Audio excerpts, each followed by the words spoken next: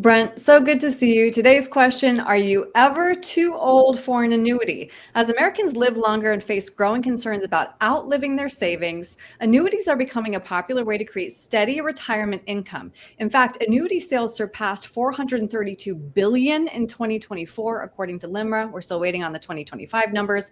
Timing, of course, is everything. If you're under 50, an annuity probably isn't the right move. But on the flip side, most insurers stop selling them once you hit 90. So what is the right age to buy an annuity?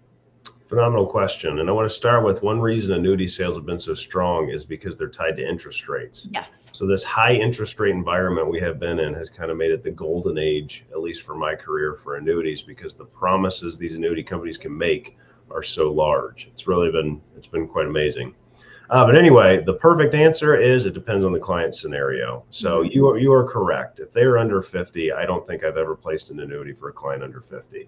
Usually the sweet spot is nearing or in retirement. So think anywhere from 60 to 68, somewhere in there. So they serve a couple different things, but usually they're used for safe growth or they're used for income generation. And the right fit, they do a really good job. I'm glad you brought that up because my next question is, what problem do annuities solve? And having that steady, safe income, annuities, the increased popularity goes hand in hand with the decreased number of people who have pensions. Yeah, so my wife likes to say, the golden age was you retired from a company after 40 years with a gold watch and a big fat pension, throw in a little bit of Social Security. You didn't need any savings because you were covered. Today, other than school corporations, municipalities, most people don't have a pension. Right. So I think the number is down to 14% of Americans currently have a pension. So one thing they serve very well is income generation.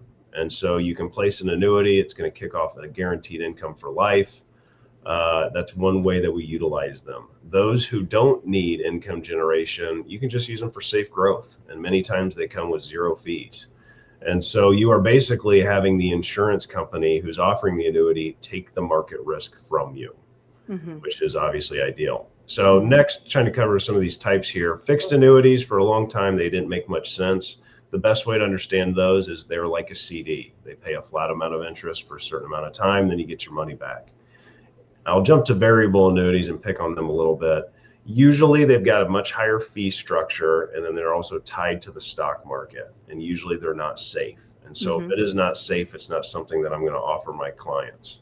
So variable annuities, if we were to pick on annuities, that's probably the one I would pick on. Fixed indexed annuities are the ones that are a little bit more flexible.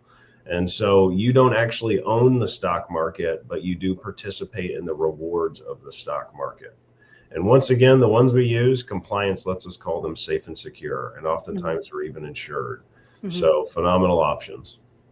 Buying an annuity could mean loss of liquidity. So how much of your assets should be in an annuity?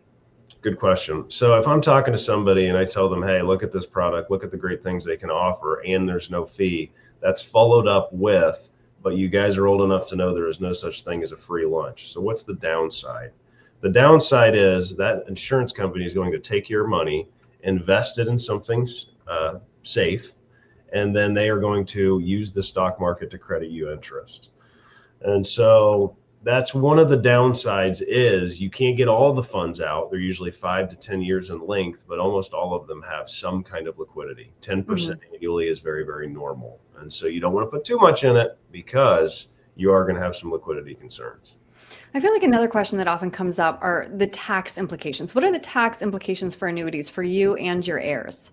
Yeah, so a lot of times these are clients who are bringing over, like a large 401k or a large IRA, and you can transfer the funds into an annuity with no tax implications. Those are retirement dollars. So just like your 401k or your IRA, when you take distributions from that, that's when it becomes taxable. So you can really control the taxes very well. On the non-qualified side, which just means non-retirement funds, when you put money into an annuity, the interest is held within the account and you are not actually paying taxes on that each year like you would if you were in a brokerage account. So that is a benefit of non-qualified annuities. You can defer the taxes like you would in a 401k. So we use them as tax planning tools as well, because we're always trying, my new favorite saying is we want to pay the IRS what we owe, but we don't want to leave a tail. That is true. Nobody feels like tipping the IRS. That is Correct. always the case. Okay, so last question then, Brent. Let's say somebody comes into your office, you sit down, you determine that annuities are not a good fit. What are some other options for stable income in retirement? Yeah, this is actually, I'm really glad you brought this up because I'm getting the question more and more. Yeah. I'll give you a good example. The other day, Brent, my wife makes X dollars. I want her to stay home with the kids. I've got some cash. How can we generate an income stream? An annuity does not make sense for a 42-year-old, but structured notes, which we obviously don't have time to describe on here, are a good option to kick off a relatively predictable income stream. There are products that you can't go down the street and just buy anywhere. You have to work with a financial advisor, kind of like us, who has a relationship with a $10 billion money manager. And so those are the kind of tools that we like to use that, hey, an annuity doesn't make sense. You're too young, but we have something that can give you that income generation you're looking for, but maybe not with all the liquidity concerns that come with an annuity. Mhm. Yeah, I'm really glad we got to talk this through, Brent. Clearly, figuring out somebody's financial plan, the puzzle pieces are going to be different for everyone, but it's interesting to talk through the options. So if somebody would like to sit down with you and determine if an annuity or something else is right for them, what's the best way to reach you? Yeah, 614-430-8383, or they can go to young-wm.com. While we still maintain this relatively high interest rate environment, the promises are still super strong. And so if you're nearing retirement or just got retired, it's a great time to talk about it. Agreed. Brent, thank you. Thank you.